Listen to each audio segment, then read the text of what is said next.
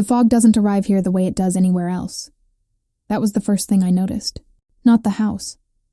Though the house was impossible to ignore, jutting from the cliffside like a clenched fist of concrete and dark glass. Not the sound of the Pacific throwing itself against the rocks 300 feet below, that relentless, ancient percussion. The first thing that registered, the thing that settled somewhere behind my sternum and stayed, was the fog. It didn't drift. It didn't float. It descended. Heavy and deliberate, swallowing the cypress trees at the property's edge until there was nothing beyond the iron gate but a gray wall, thick as wool, absolute as a held breath.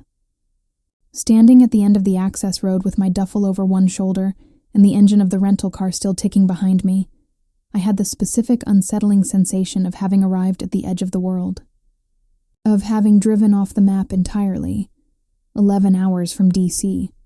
A red-eye, a connection, another connection, a rental car the size of a shoebox.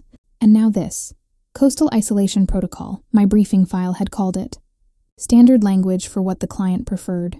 Some people flinched from the word recluse. I'd learned not to use it. I picked up my bag and walked toward the gate. The contact was a man named Parrish, late 50s, silver-haired, the particular kind of well-tailored that signals inherited wealth rather than earned it.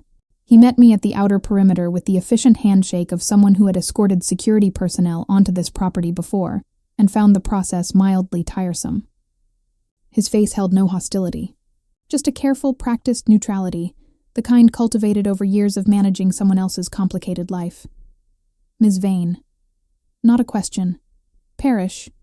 I'd read his file too. 15 years as Sterling Delacour's personal operations manager. Before that, a decade in private equity. Before that, nothing the file felt compelled to mention. He had the energy of a man who had learned, at some point, that the most useful thing he could do was become invisible. Thanks for the warm welcome. He allowed himself the ghost of a smile.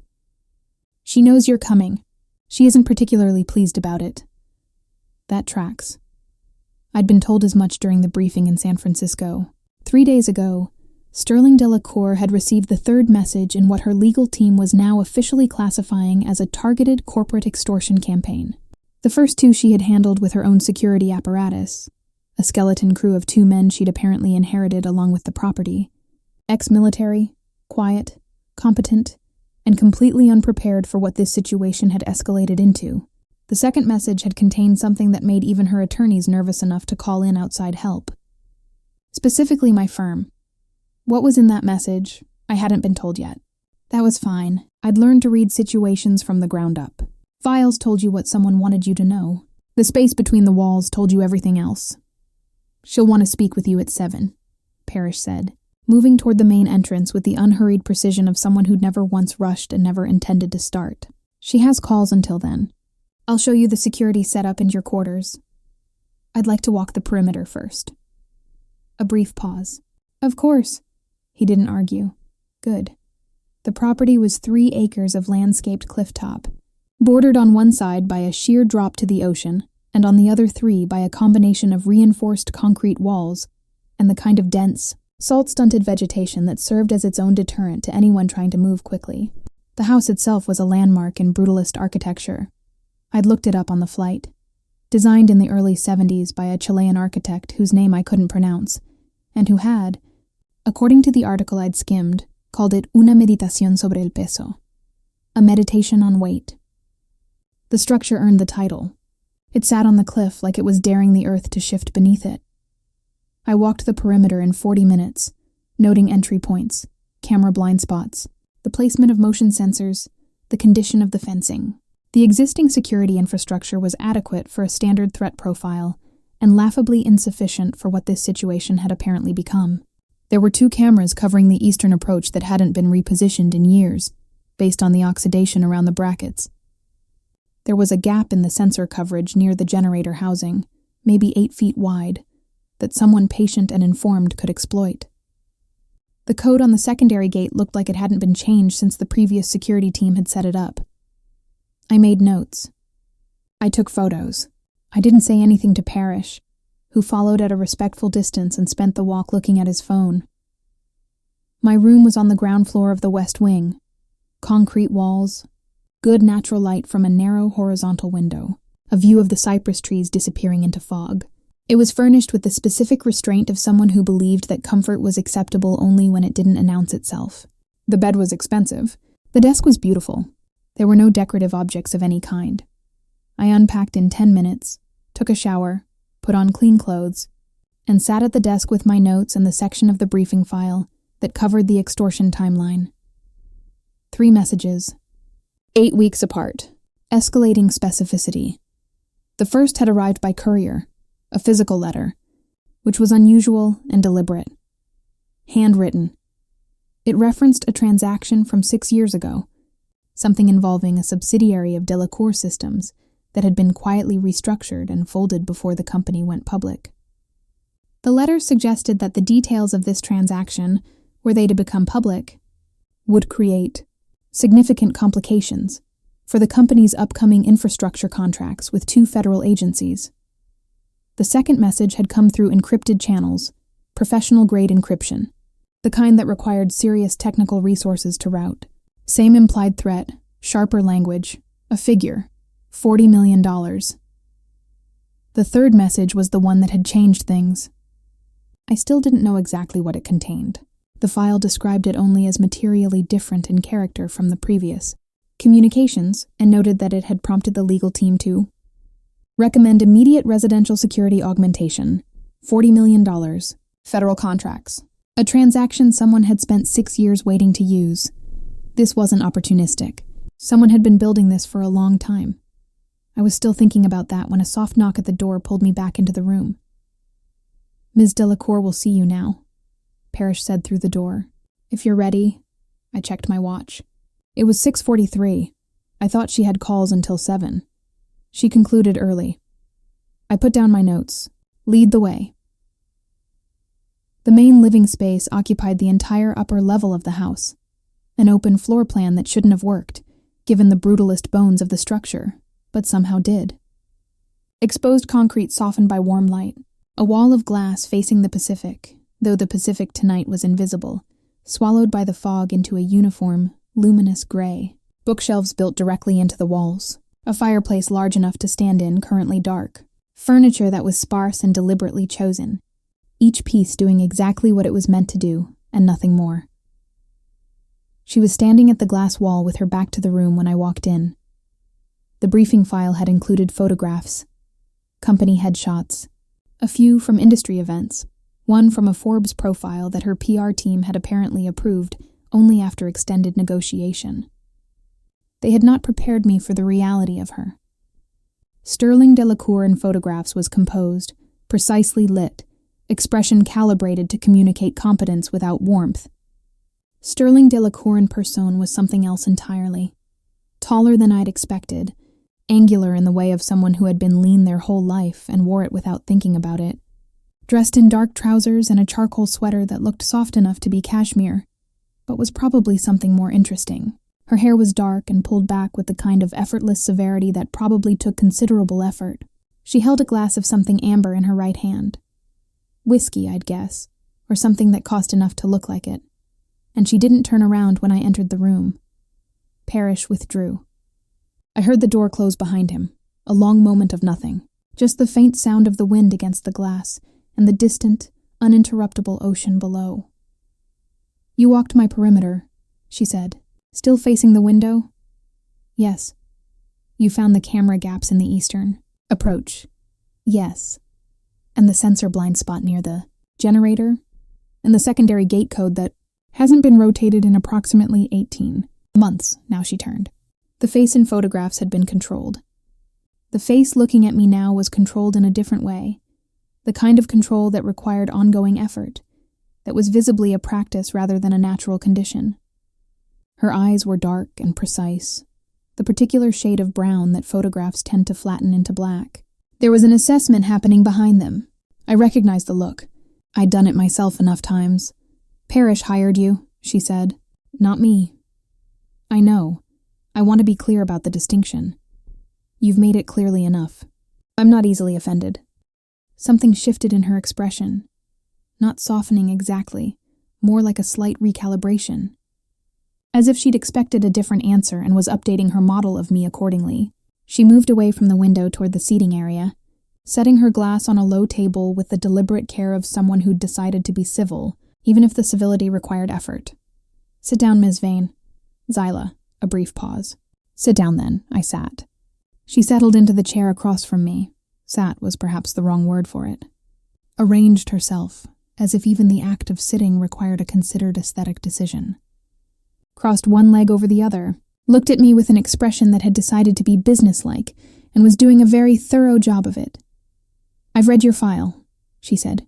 6 years with the agency. Before that, 8 years in the military with a specialty in, what was the phrase? High-risk principal protection in complex threat environments. 2 languages beyond English. 1 ongoing contractual dispute with your previous employer that your current firm seems unconcerned about. She paused. And something before the military that your file doesn't mention. I kept my face still. "You read carefully." I read everything carefully. She picked up her glass again, turned it slightly in her fingers without drinking. "The gap before your military enlistment. 14 months. Most people who try to disappear something that size put something else in its place. You left it empty." Most people don't have clients who read that. Carefully. You're deflecting. You're asking questions that aren't relevant to the security situation. Her mouth curved. Not quite a smile, but something adjacent to one and not a warm one. "Everything is relevant to me. That's not a personality trait. It's how I've operated for 15 years without allowing anyone to successfully deceive me." A beat. Until recently, there it was. The shift in tone, slight but real. Something tightening at the edges of her voice. "Tell me about the third message," I said. The almost smile disappeared. She set down her glass. "No. Ms. Delacour." "Sterling." The correction was automatic, which surprised me. A small crack in the formal architecture she'd been maintaining. She noticed it too, I thought. The tiniest hesitation. "If we're dispensing with formalities. And no, not tonight. You've had 11 hours of travel, and I've had a 14-hour day. I'll give you the full briefing in the morning.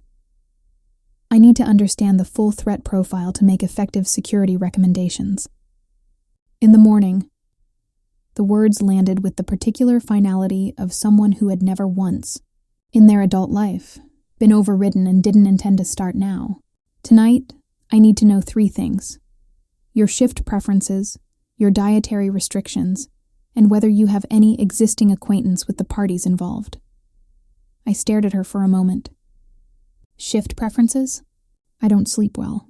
I'm often awake between 2 and 5. If that presents a problem, it doesn't. Good. Another quarter turn of the glass. Dietary restrictions? None.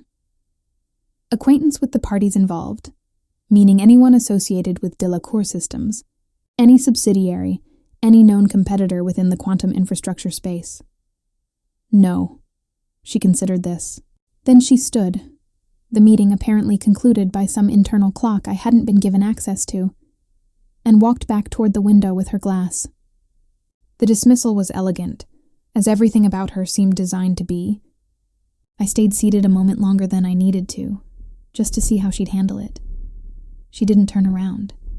"Parrish will have dinner sent to your room if you prefer," she said. "Or you're welcome to use the kitchen." "Kitchen's fine. Parrish will show you the morning protocols. 7 a.m., 7 a.m. I stood, picked up my jacket from the arm of the chair. One question, since we're delaying the security briefing. No response. She was looking at the fog again, that wall of nothing outside the glass. The 2 security staff who were here before me. "Why did you send them away?" A pause. Then, "I didn't send them away?" The file said they were reassigned. She turned her head slightly, not quite looking at me, the line of her profile sharp against the gray light. "I don't know where they were reassigned to. Parrish handled it. I assumed it was standard procedure." Another pause, longer this time. "Is it not standard procedure?" It was not standard procedure. Parrish had told me the original team had been reassigned by the client's request. Sterling Delacour was telling me she hadn't made that request. "I'll look into it," I said carefully. "Do that." She turned back to the window. "Good night, Ms. Vane." Zyla, no acknowledgement. I let myself out. Parrish was waiting in the corridor, because of course he was. "Everything satisfactory?" he asked, with the smooth equanimity of a man asking a question he already knows the answer to. "Fine. Tell me about the previous security team." Something moved through his face. Barely there. Gone before I could categorize it. "Matthews and Reeve?" "Standard redeployment. They'd completed their contract period. Ms. Delacour wasn't aware they'd been reassigned. She has a great deal on her mind. Parrish." I kept my voice level and pleasant. "In my experience, people don't sign off on security personnel changes and then forget about them unless they didn't sign off in the first place." He held my gaze for a moment, measuring me, I thought, deciding what I was and what I wasn't. Then he said, "I'll have the kitchen send something up. You should eat." He walked away. I watched him go. Then I went back to my room, opened a fresh page in my notebook, and wrote at the top, "Who moved the previous team, and why?" Below that, what was in the third message? Below that, because it had been nagging at me since the moment she'd turned around in that room. She didn't know they were gone. I sat with that for a long time, listening to the Pacific that I couldn't see, thinking about a woman who built systems and controlled everything and had, apparently, been operating for some unknown stretch of time, without knowing that two of the people responsible for her safety had quietly disappeared. The fog outside the window pressed against the glass. I don't usually have trouble sleeping in new places. The military trained that out of me early. You sleep when you can, where you can, with whatever noise or light or discomfort the situation imposes, or you don't sleep at all, and you make your peace with it. I've slept in vehicles, in rubble, in rooms where the walls were too thin and the temperature was wrong in both directions. The house on the cliff, with its concrete silence and its ocean percussion and its absolute separation from the rest of the world, should have been easy. It wasn't. I lay in the dark and ran the situation from the beginning, which was my habit. Not worrying exactly, more like organized review. The extortion timeline, the technical sophistication of the second message's encryption, the careful, cultivated patience of someone who had held a specific piece of information for 6 years before deploying it. The missing security staff. Parrish is careful, deflecting non-answers. And Sterling Delacour at the window with her amber glass, her sharp profile against the gray fog, asking about a 14-month gap in my file with the precision of someone who'd already decided what it meant and was testing whether I'd confirm her guess. She was perceptive. Uncomfortably so. The briefing file had described her as analytically exceptional, with reported difficulty in professional and personal relationship maintenance, which was the particular kind of corporate euphemism that translated roughly as brilliant and possibly lonely in ways she'd arranged to make look like preference. I'd worked with clients like that before. I knew the shape of it. The way competence and control could build walls so elegant and so well-maintained that after a while the person inside them stopped remembering they were walls at all. What I didn't know yet, what I couldn't assess from a single 40-minute conversation and a briefing file that left more out than it put in, was what exactly she was protecting, because the transaction, the 6-year-old transaction that someone was threatening to expose. It hadn't escaped me that corporate extortion at this level, $40 million, federal contract implications, was rarely just about money. It was almost always about something else, and the money was the instrument, the lever. What mattered was what the lever was resting against, and what, or who, could be moved by it. I made a mental note to pull the public records on the subsidiary restructuring.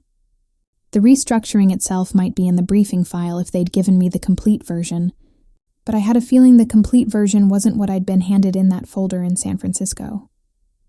I fell asleep somewhere around 2 a.m, with the ocean in my ears and a half-formed thought about parallel agendas dissolving before I could finish it. I woke at 5:15, the way I always do, without an alarm. The kitchen was enormous and pristine and cold in the way of rooms that don't get used much. I found coffee, real coffee, the kind that required a machine with more settings than my old military-issued GPS, and stood at the kitchen window with a mug while the sky outside began to lighten from black to a deep, uncertain gray. The fog was still there. I had the feeling it was always there, that the property had long ago reached a private arrangement with the coastal weather to remain permanently obscured. I'd been there maybe 20 minutes when I heard footsteps. Not Parrish. The cadence was wrong, quicker, with a particular deliberateness that I recognized from the previous evening. I turned. She was in different clothes, dark running gear, her hair loose, which surprised me. It was shorter than I'd realized, the kind of cut that suggested she'd made a decision about function over maintenance and not revisited it. She came to a stop in the kitchen doorway when she saw me, and for a moment, just a moment, something moved through her expression that might have been surprise before it was resolved into the controlled neutrality I was apparently going to be dealing with indefinitely. "You're up early," she said. "I'm always up early." I held up my mug. "The machine has 12 settings. I used one. I hope that was the right call. It doesn't matter." She moved into the kitchen with the contained economy of someone who had made the same movements in this room thousands of times, reached past me for a second mug, close enough that I caught the faint scent of something, soap or shampoo, clean and unperformed, and poured her own coffee. "I said 7 for the briefing. I know. I'm just awake." A pause. She leaned against the counter with her mug, looking out at the same gray nothing I'd been looking at. The silence was different from the night before, less armored somehow. The hour had something to do with it. 5 in the morning had its own rules. "The gap in your file," she said, without preamble, without looking at me. "Before you enlisted. I told you last night. You told me it wasn't relevant. Which isn't an answer."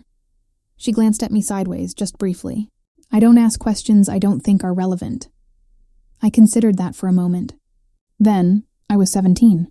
There was a situation with my family. I handled it the way I knew how to at the time, which was not well, and I spent 14 months figuring out what to do next. A pause. "Then I enlisted." "A situation." "Yes." She considered this, the way she seemed to consider everything, with a focused attention that felt almost physical. Then she nodded once, as if she'd decided the answer was sufficient without being complete, and turned back to the window. "The third message," she said. I straightened slightly.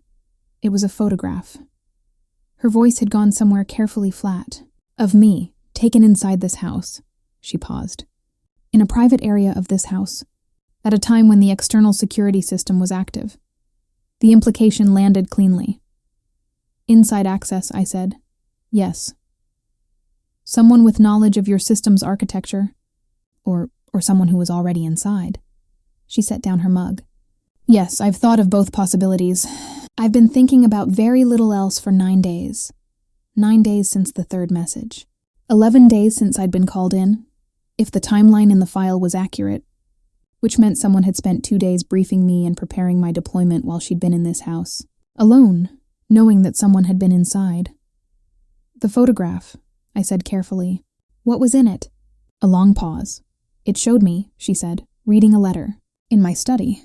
The letter was private. The content, if disclosed alongside the corporate information from the previous messages, would..." She stopped. Started again. "It would complicate things significantly. The letter was personal." "Yes." "Does Parrish know what the letter was?" Her eyes moved to me, sharp and sudden. "No, and he won't." There it was, the hard edge beneath the composed surface, the thing she was actually protecting.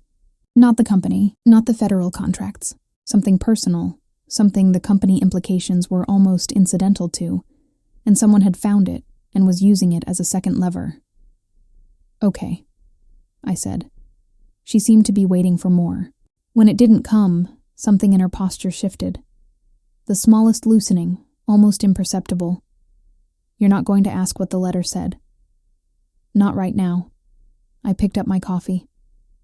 "Do you run every morning?" The shift again, thrown by the change in direction.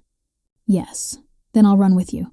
We can do the perimeter loop, and I'll walk you through the changes I want to make to the eastern camera coverage."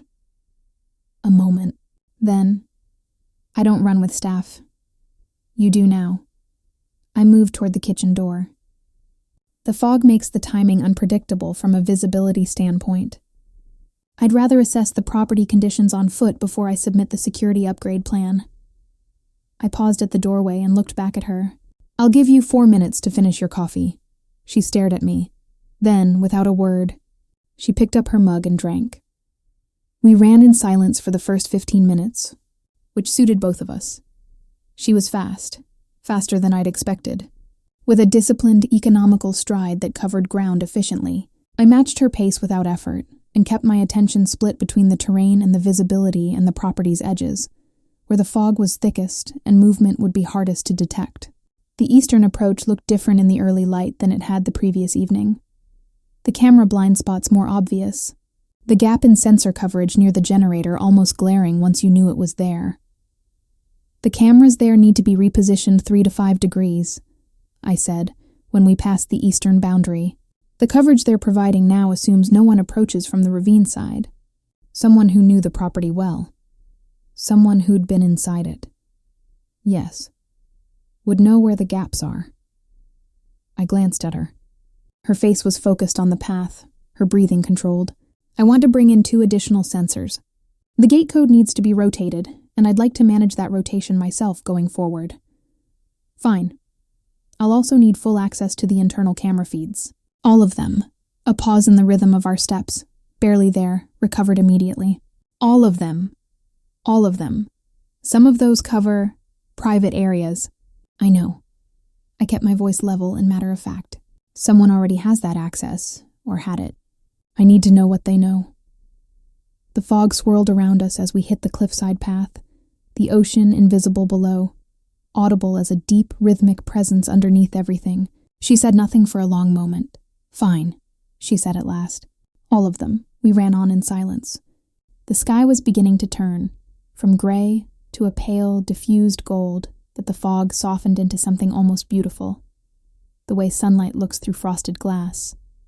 I watched the property's edges, and I watched, from the corner of my eye, the woman running beside me, the precision of her, the containment of her, the thing I couldn't yet name that sat just below the controlled surface of her and made her look, in unguarded moments, like someone who was maintaining an enormous effort for reasons she'd long ago stopped examining.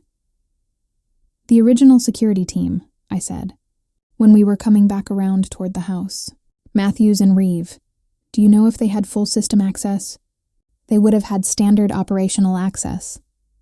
Door codes, camera feeds, alarm management." "Who managed their access credentials?" "Parrish." I nodded slowly. "You think Parrish is involved?"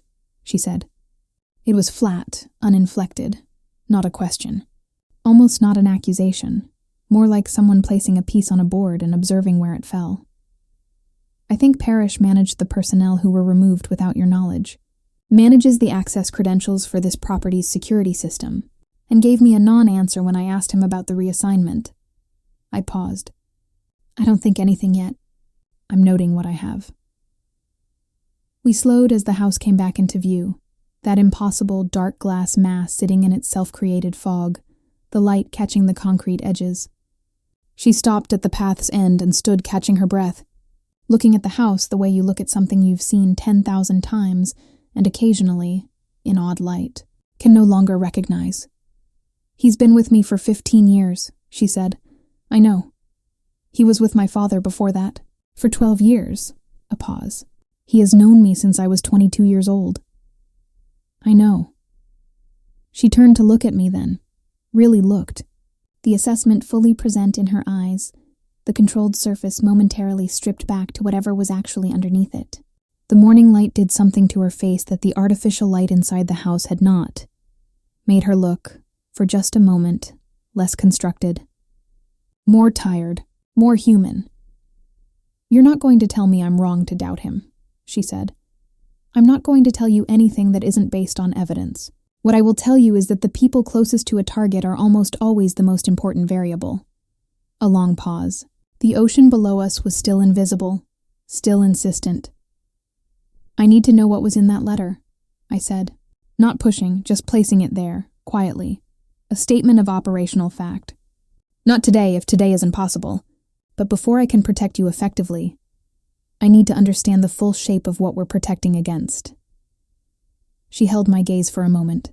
Then she nodded, a single deliberate motion, containing something I couldn't quite read. Tomorrow, she said. Tomorrow. She walked past me toward the house. I stood there a moment longer, in the cold morning fog, listening to the ocean I couldn't see. 9 days she'd been sitting in that house with the knowledge that someone had been inside it. 9 days of that particular gnawing violation, the feeling of a private space becoming uncertain, of walls that had once felt absolute becoming permeable. I'd felt it once, briefly, years ago, in a context I didn't think about unless I had to. I knew what it did to a person, the way it made every room feel slightly wrong, the way your own home started to look like a map of vulnerabilities rather than a place you belonged. She'd been living in that for 9 days, alone, keeping the full shape of it from the one person who managed her security, because she couldn't be sure he was safe to trust. That wasn't just fear. That was a specific, sustained loneliness, the kind that comes from the collapse of trust in someone you thought you could rely on.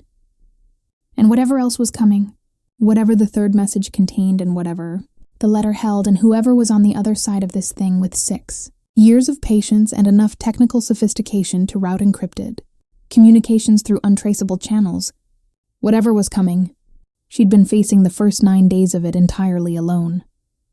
I turned and followed her toward the house. The fog closed in behind me, and the ocean kept on. 7 a.m. The formal briefing room, glass table, concrete walls, a screen that dropped from the ceiling at the touch of a panel, held its silence like a room that had been designed for silence. Sterling sat at the head of the table and I sat to her right, and between us, for the next 2 hours, the full architecture of the threat unfolded. She was precise, methodical. She laid out the timeline, the documentation, the technical analysis of the second message's encryption that her own team had managed to partially trace. She spoke without apparent emotion about the subsidiary transaction, about the individuals involved, about the regulatory implications. She showed me everything in the file and a few things that weren't in the file. She did not yet tell me what was in the letter, but she told me enough to understand the shape of the silence around it. When it was over, when she'd turned off the screen and the room had returned to its gray minimalism, she sat for a moment with her hands flat on the table and looked at the wall in a particular way that I recognized, as someone performing the mental task of putting everything back in its box before it became something they had to feel. Questions, she said, several, but they can wait. I closed my notebook. One thing that can't. I need to make a call to my firm. Private call, off this property's network. She looked at me. I want to run the names from the transaction through a different channel, I said. My firm has resources your legal team may not be using. A pause. Then, use the guest room on the second floor. It's hardwired and the network's segmented from the main system. Thank you. She stood and moved toward the door, and I watched her go.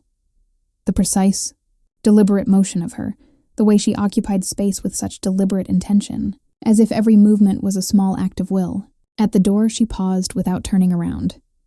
The coffee machine, she said. The setting you used this morning. I waited. It was the right one. A pause. For this time of year, the beans are from a specific grower, and they need a lower brew temperature than the default. She left. I sat with that for a moment. That small, inexplicable offering. A woman who treated every interaction as a transaction, who had been explicit about the fact that she hadn't wanted me here, who had spent 2 hours maintaining perfect professional distance across a glass table, pausing at the door to tell me I'd made the coffee correctly. I thought about what Parrish had said the night before. She isn't particularly pleased about it. And underneath that, the implication that she was capable of pleasure, of preference, of the particular human want to have something be right. That the ice was, as it always is, a surface over something warmer and more complicated and more easily hurt. I had a job to do. I knew that. I knew every professional boundary, and I knew the cost of letting them dissolve.